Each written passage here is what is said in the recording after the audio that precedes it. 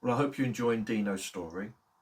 I'm going to cut it short so that my intros to his stories are even shorter. Enjoy.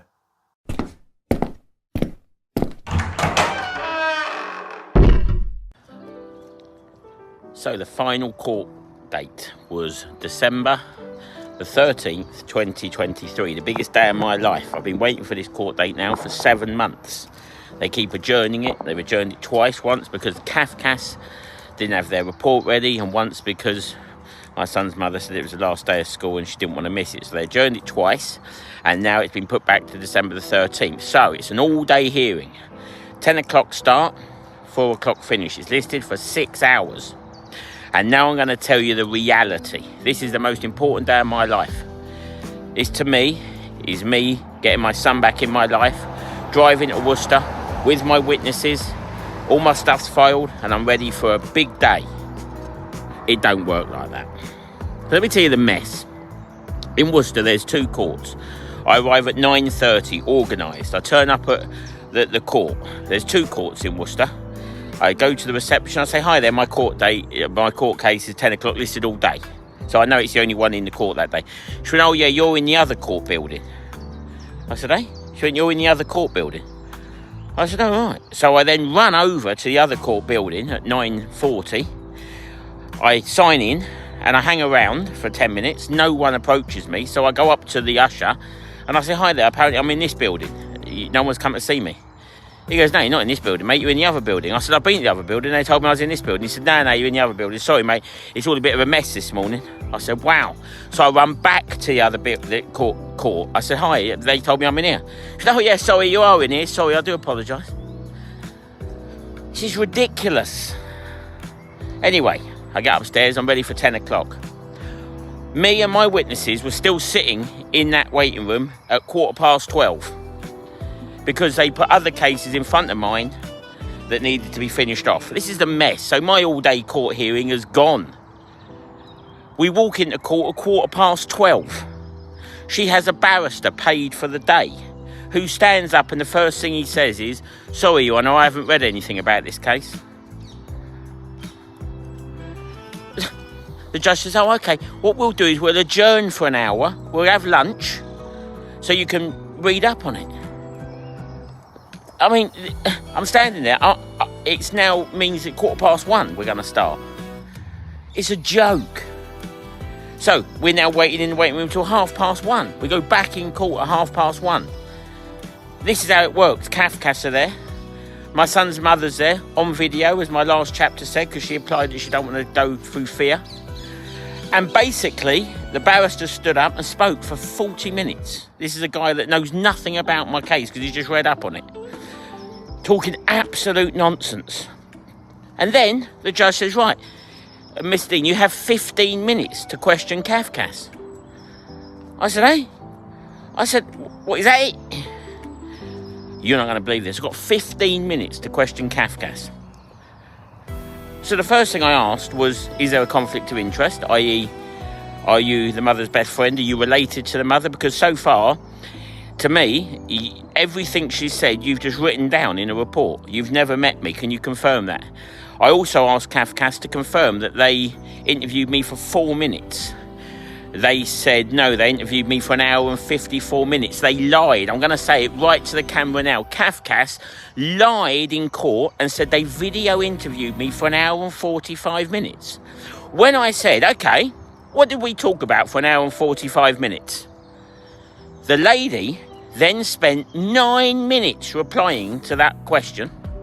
And every time I tried to interrupt, because I've only got 15 minutes, remember, the judge would say, oh, can you not interrupt her? She's answering the question.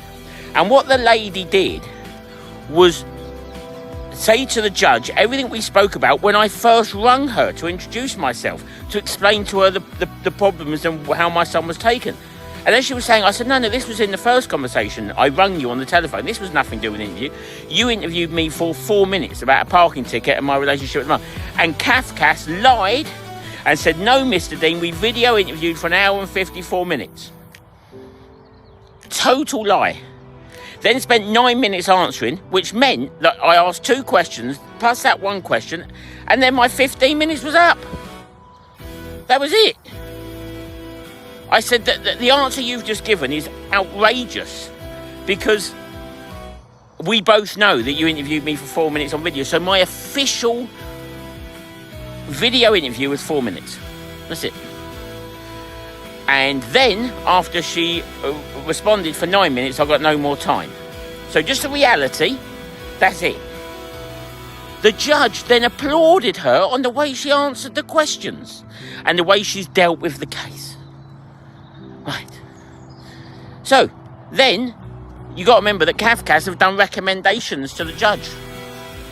They have accepted the fear that the mother has stated she's living under. A lady that's lived with me and within half a mile of me for 10 years and in my home for the last 7 months is now claiming fear, living 3 hours away.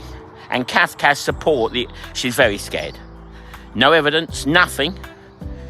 They've spoken to my son twice. A son has now been parental alienated at this point, nearly 18 months. And they've got a letter from my son written in front of his mum with Kafkas there. Remember, they've never been to visit me. Now stating that he no longer wants a relationship with his father because of the fear that he's never had. Kafkas recommended to the judge that due to the fear that the mother's living under and the son, the fact that I've got a non-molestation order, and remember that non-molestation order was issued in criminal court when I was found not guilty based on a plea of fear, no evidence. I then argued to the judge, I said, listen, that non-molestation order was issued because I filed saying a day late, not because I've done anything wrong, and I was found not guilty of the original charge that she said. The judge and the two people sit there, they listen to you, they go away. They then come back out. And this is now at 3:45, which means the entire court case has been less than 2 hours. My full day, all day hearing. The judge comes out to make a decision. Now, bearing in mind, my witnesses had also stood up to talk on my behalf and were dismissed by the court within 20 seconds. They stood up, they come to the thing, they've driven from London, they've stood up to say their piece with their witness statements that I believe no one's ever read, and this is what the judge says. Thanks for coming, but unfortunately you won't be needed because you're going to talk about Boyce's past and not his future. So they were dismissed within 20 seconds. Both of them. And you know, they were shocked. So shocked. But in a way, I was glad they saw it. Because unless they were there, they would never have known. So basically, this is what's happened. I've turned up in Worcester with my witnesses. And the recommendations by Kafkas were this. That due to the fear the mother and son are living under, and the fact that I've got a restraining order on me, till March next year, they recommend that nothing happens and that I write my son a letter once a month. No contact centre because of the fear of my son. The fact that he's being homeschooled, Kafkas say he's settling in well and doing well. And that they believe that he's settled in Worcester, he's being homeschooled well, and that as a daddy I should write my son a letter once a month to a PO box of the mother's choosing. The judge just accepted Kafkas's recommendation, and that was the end of the court case. So on December the 13th, 2023, as an amazing daddy of 10 years, a son that's been parental alienated nearly 2 years, I'm told by a judge, after Kafkas lied, totally lied, have done no investigation, never met me, never avoided my son's school, avoided neighbours, friends and my entire family. And they recommended, and the judge accepted, that I write my son a letter once a month to a PO box of her choosing. And everyone left the courtroom. That's it.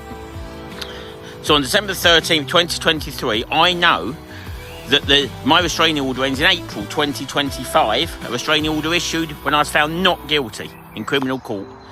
And no one cares. And now the system, that's so disgusting, so broken, tells an amazing daddy that he can write his son a letter once a month. And when I argued that she could throw it in the bin, they said there's nothing we can do about that. And that was it. It's a disgusting, disgusting system. And I'm going to expose it. And my next chapter will be there saying to you about the appeal situation. And remember, my court case was on December the 13th. It's been adjourned twice through no fault of my own. and I'll let you know what happened in the appeal process. Amazing daddies having their children ripped out their souls like their parking tickets. If you like Deano stories and you want more, and you've got stories of your own that you want told, get in contact and we can sort something out.